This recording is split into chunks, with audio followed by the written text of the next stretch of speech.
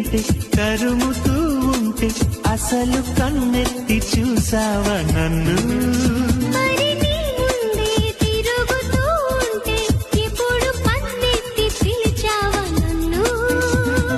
రోజు ఇలా ఈ గాలిలా నీ చెవిని తాకేది నేనేగా